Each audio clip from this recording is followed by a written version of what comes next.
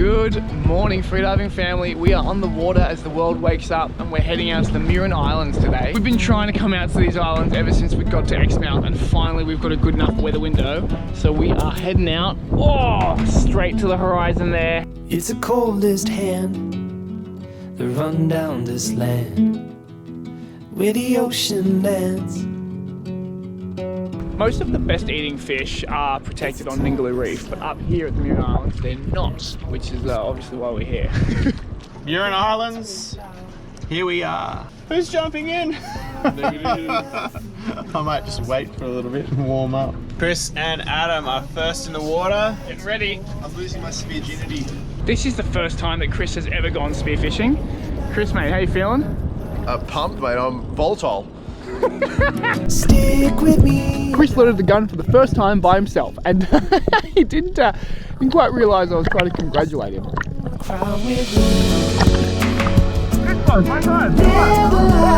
We started patrolling a super shallow section of reef because in Ningaloo, that's where we'd found the best fish. But here on the islands, we didn't really see much. So we went a little bit deeper to where the reef bordered on some sand flats. Right away, I saw some spangled emperors in the distance. If you've been watching these videos, you probably understand my obsession with spangled emperors. But as I was swimming along, they were swimming away. But it didn't matter because I soon found myself a beautiful little tuskfish. And missed. Yeah, I missed that tuskfish. It's the furthest sun. Anyway, back into it. On my next dive, I saw a Chinaman. Now, this is a similar story to the red bass I shot the other week. On the east coast of Australia, you can't eat Chinamen because they're filled with cicatera. But on the west coast, so I took him home to try it for myself. Now, a lot of people do not rate Chinamen as a good eating fish, but I didn't find it to be that bad, to be honest at all. I'm not sure if I would shoot one again, but I'm definitely happy I took one once.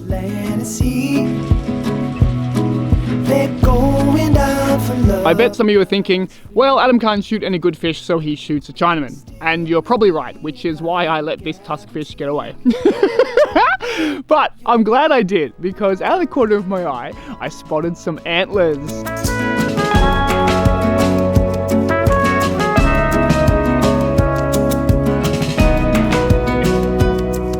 You're never lost among the crowd with me. Never lost among the crowd with me. Everywhere you go, I'll be. Anywhere you go, I'll see. Even though you are a place where the trees are shaking off the leaves. We did a bit more cruising around on this reef, saw nothing that we wanted to take, and hopped back in the boat. So just to mix it up, Seumas has boosted us up into the channel between the two islands. Hopefully we can get some more pelagic species cruising through here. We're gonna hang off the edge of the reef, and we might even chum up to see if we can bring something in. Pretty stoked for that cray, by the way. Just quietly, these painted crays, they are strong. Like pulling that middle-sized, small kind of cray out of the crack was equivalent to pulling like a big bloody southern out. Yeah, it was hard work, but sick. I've just dropped them in on a shallow reef. They're in about 4 meters of water, and then they're going to swim out until they find the right depth and then the right push of current, and hopefully we'll get some Spanish mackerel pushing through or all sorts of pelagics. Weather's good, a little bit windy, not much swell. There's a lot of bird activity, which would indicate that there might be a lot of bait getting pushed up into bait balls. And then the birds will feed from top as the big predators are feeding from the bottom. There weren't any bait balls in the water, but there were some spangled emperors in the distance. And here I am flicking up sand to try to draw them in closer. When that sleep won't come and you've cried your When I see a solitary bommy in the middle of a sand flat, I think jackpot. There was definitely going to be some good fish lurking around. That tell me you're okay. It's written on your face. As you come to light, I come alive. Your silhouette in the summer sky. But this is only a measure. It can only get better. It can only get better. and this is only a measure. I really like that kind of terrain, you know, like just like bommies in the middle of sand patches. And I saw a bunch of Spangled Emperor that were a little bit too small to take. Saw 2 good Tuskies, but I think I just came in on them a little bit too high, a little bit too excited, and they were like, ah, we're out of here. So I was like, ah, damn it. Anyway, Seumas is gonna put us onto another spot and we're gonna keep going.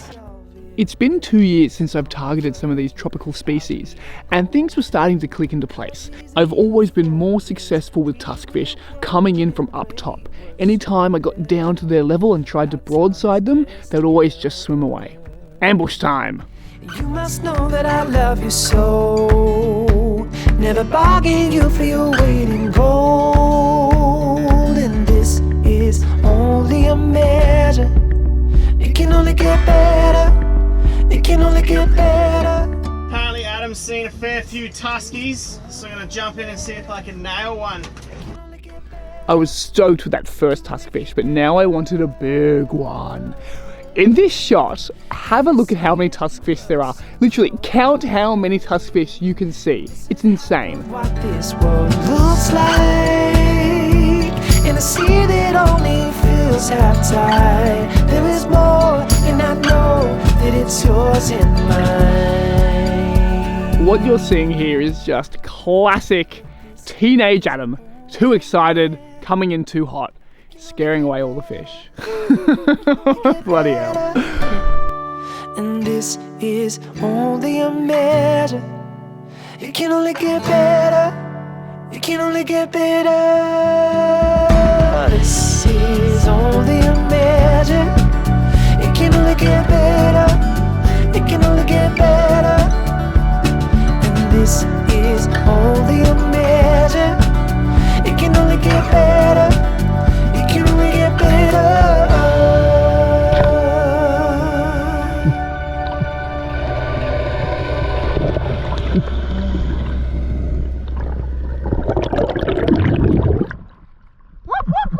There were some big ones about, bro. Big ones.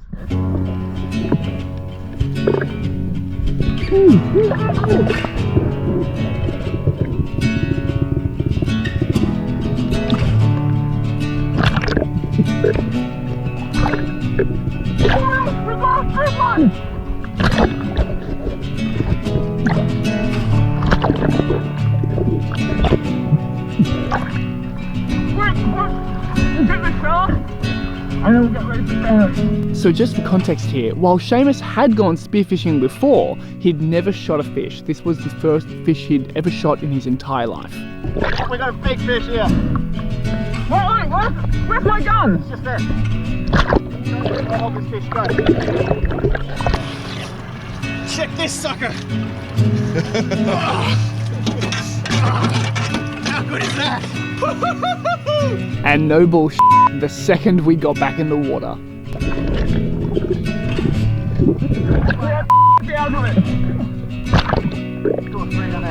They call me the Tusky Slayer. Beautiful fish. I did one drop on him and he shot off, so I came back up and reset, cruised down right on top. He turned broadside, boom, nailed him. It's a good shot. Oh, Tusky Town! Mate, this patch of reef was just prime Tusky territory, and didn't we clean up? Between us, we got 4 beautiful Tuskies. Look at this esky. Oh, look at those blues and greens. These are literally some of the best eating fish in the ocean that cannot wait for tonight. It's break time. Having a little sandwich. Seumas and Chris are now in the water. So let's see how they go. We've gone to the other Muiron Island. There's 2 Muiron Islands, by the way. There's like, yeah, you can see there's one island there, one island there. We started out there, and now we've come over here. And we got all those Tuskies right there in the channel. It's Tusky Town. I'm pretty sure Chris has just shot his first ever fish. And he was in the water, and I heard Seumas talking about Tuskies. Hopefully he's got a Tusky. That's a great first fish. Oh, yeah! Yeah, you did! G'day, Shagger. How you feel? Yeah, good mate. Good. Seumas spotted it for me. Yep. With the righty. Yeah, I got it. Oh, look at this. For your first ever fish, that is amazing. Well done. When I like hang out in places like this for a while, I think to myself, why don't I live somewhere like this? Seumas and Chris are out of the water now. We've come to the north side of, or like the northern part of North Muiron Islands. So we've really just started from the south side of South Muiron and just worked our way north through the channel onto the north side of the North Island. And so we've got plenty of tuskies, we've got a nice cray. It's really time, it's trout time. I really want a coronation trout. I'll be happy with a coral trout, but a coronation trout would be really nice. So let's bloody do it. Trout, trout, trout, trout.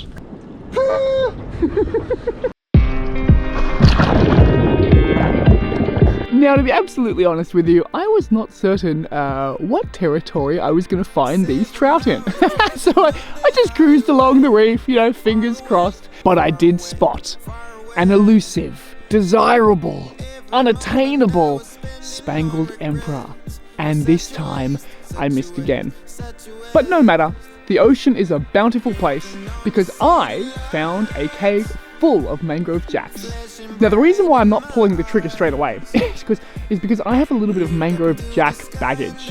The last time I went into a jack cave, I shot what I thought was a monster mangrove jack, but it was a blubber lip. Those fish often get called mother-in-law, as in you feed those fish to your mother-in-law. I kept waiting for like a really big jack to appear, and one didn't. So classic teenage Adam, I kept running down some of the smaller jacks and just scaring them away. It was time to go back up, reset, come down and do this properly. Let's just ignore that missed shot.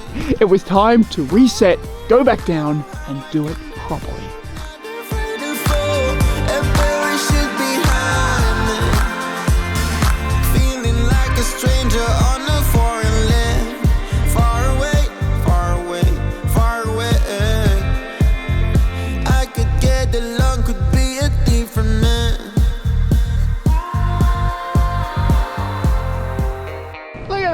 A very small mangrove jack, but still legal, and first mangrove jack I've ever shot, so I'm stoked. And up your gaps to anyone that hassles me for being small. We had a bunch of tuskfish, a cray, a Chinaman, and a mangrove jack. So I was pretty stoked with the catch of the day. So I wasn't going to pull the trigger unless I saw something truly amazing. And this was when a huge, juicy coronation trout just popped up right in front of me in my dreams. I didn't see anything else, and I was tired, I'd had a great time, and so I got back in the boat.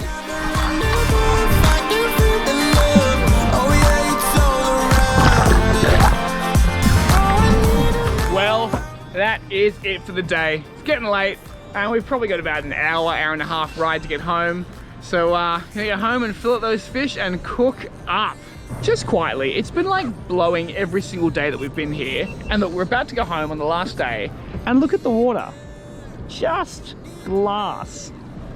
I always find it weird that in Exmouth it gets glassy in the afternoons, not in the morning. But anyway, there you go. Fun fact of the day.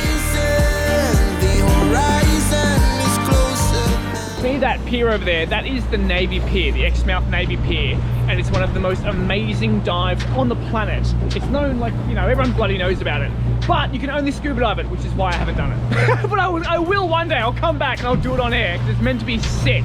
Bending.